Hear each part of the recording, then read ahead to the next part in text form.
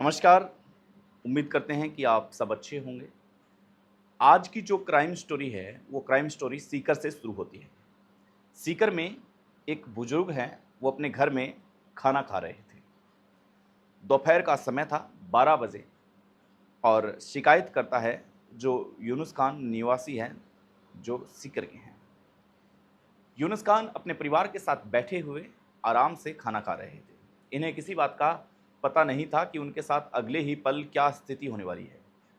आपको पता है कि जब आसपास गर्मी का माहौल हो तो फिर 12 बजे के बाद में लोग अमूमन निकलना पसंद नहीं करते।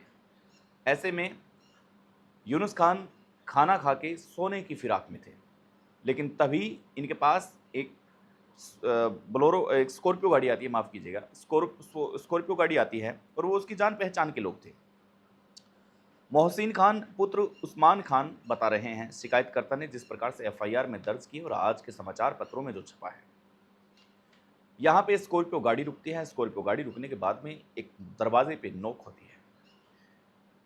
यूनुस खान अपने घर के किसी सदस्य को कहते हैं कि आप जाके देखिए कि क्या मामला है, आप ज़रा देखिए कौन आया है इतनी दोपहरी को बार। जैसे ही घर का एक सदस्य बाहर जाता है तो बाहर जाने पर इन्हें वो मिलता है जो चेहरे पर खुशी थी, क्योंकि कोई अनजान व्यक्ति नहीं था यहाँ पे, ये इनका जानकार ही था, मोहसिन खान पुत्र उस्मान खान, जिसको अच्छे से जानते थे। स्कॉर्पियो गाड़ी बाहर आती है। आने के बाद में मोहसिन खान अंदर आते हैं और यूनुस खान से दुआ सलाम कलाम करते हैं।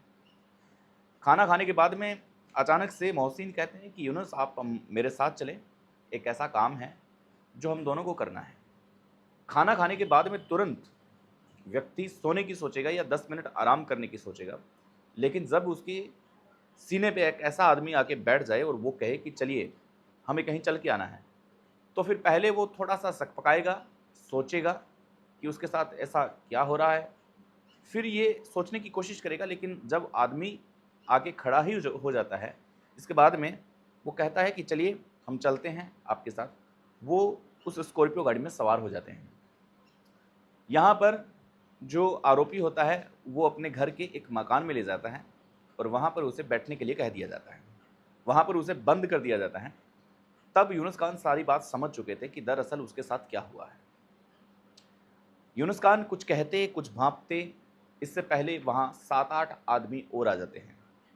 जैसे ही 7-8 आदमी आते हैं, तब यूनुस और ज़्यादा डर जाते हैं कि अब शायद हो सकता है कि उनकी ज़िंदगी को खतरा हो सकता है। अब कुछ भी ऐसी बातें हो सकती है, जिन बातों को शायद वो समझना नहीं चाहते या फिर वो कहना नहीं चाहते।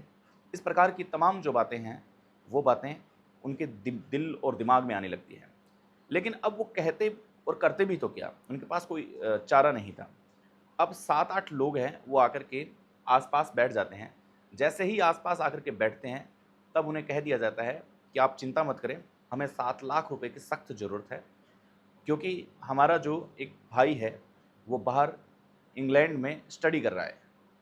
उसे पढ़ाई के लिए 7 लाख रुपए की ज़रूरत है। ये बात सुन के यूनुस एकदम से सकपका जाते हैं कि 7 लाख रुपए की डिमांड के लिए उसे यहाँ पर लाया गया है। 7 लाख रुपए के लिए उसे इस कमरे में बंद कर दिया गया है। यूनुस कहते हैं कि आपको हो क्या गया है अचानक से? मैं 7 लाख रुपए कहाँ से लेके आऊँगा? मैं घर में खाना खा रहा था, मुझे आपने इन्फॉर्मेशन नहीं दी, और ना इन्फॉर्मेशन दी, ना आपने पहले मुझे कुछ बताया। आप अचानक से यहाँ आते हैं, 7-8 जने आकर के मुझे ये कहते हैं कि भाई 7 लाख रुपए लाइए, हमारा कोई भाई है वो विदेश में पढ़ रहा है, उसे 7 लाख की ज़रूरत है। भला ऐसे ये कोई तरीका होता है?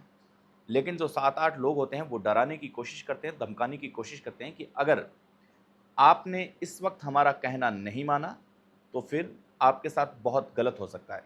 इधर यूनुस के घरवाले थे, वो काफ़ी परेशान थे, क्योंकि दोपहर को अचानक से एक व्यक्ति आता है और उन्हें स्कॉर्पियो गाड़ी में बिठा कर के ले जाता है।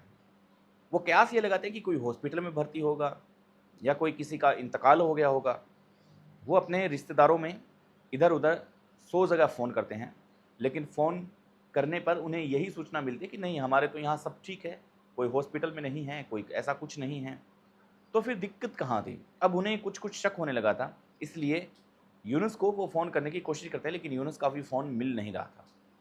सूत्रों के हवाले से अब आगे का किस्सा है वो बता रहा हूँ। जब फ़ोन नहीं मिलता, तब उनके घर वाले पैनिक में आ जाते हैं और वो सीधा पुलिस थाने पहुँचते हैं। पुलिस थाने पहुँच के ये कहते हैं कि यूनुस खान खाना खा रहे थे, अचानक से वो गायब हो जाते हैं। मोबाइल नंबर से उनकी लोकेशन ट्रेस की जाती है और उन्हें पकड़ा जाता है। फिर यूनुस खान शिकायत दर्ज करवाते हैं। शिकायत दर्ज करवाने के साथ ये बताते हैं कि मुझे पता ही नहीं था, मैं खाना खा रहा था। अचानक से एक स्कॉर्पियो गाड़ी आती है, मेरे जान पहचान वाला है, मैं रात दिन इससे मिलता हूँ, देखता हूँ इसे। लेकिन मुझे एक स्कॉर्पियो गाड़ी में बैठने के लिए कह दिया जाता है, मैं बैठ जाता हूँ। जब इनके घर में जाता हूँ तो मुझे एक कमरे में बंद कर दिया जाता है। कुछ ही देर बाद में 7-8 लोग और आते हैं।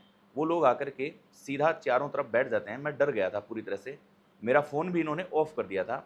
लेकिन जब इन्होंने 7 लाख रुपए माँगे और ये कहा कि विदेश में हमारा कोई है जिसे पैसों की सख्त ज़रूरत है, तो तुम 7 लाख रुपए नहीं दोगे तो फिर तुम्हारे स्वास्थ्य के लिए ये ठीक नहीं होगा। फिर अचानक से घरवालों की नींद खुलती है कि क्या हुआ, फिर आप आ जाते हैं और अगर आप समय पे नहीं आते तो फिर हो सकता था कि हमें बहुत बड़ा नुकसान हो सकता था। लेकिन जैसे ही पुलिस वहाँ पहुँचती है तो उसके जो साथी होते हैं 7-8 और जो स्कॉर्पियो सवार व्यक्ति होता है, वो वहाँ से फरार हो जाते हैं। गनीमत ये रही कि इनको कोई नुकसान नहीं पहुँचाया और जैसे ही इनको सूचना मिलती है कि यहाँ पे कुछ भी होने वाला है, भनक लगती है, तो वहाँ से ये फरार हो जाते हैं। इसके बाद में पुलिस लगातार इनकी जांच में जुटी हुई है, लगातार इनको ढूँढने का प्रयास कर रही है। इसलिए इस सच्ची घटना से ये सबक लेना चाहिए आज कि सावचेत रहें, सतर्क रहें, क्योंकि अपने भी कभी अपने साथ क्राइम कर सकते हैं। क्राइम कभी पूछ के नहीं होता, क्राइम कहीं, कभी, किसी भी जगह हो सकता है। तंदुरुस्त रहें, मस्त रहें, नमस्कार।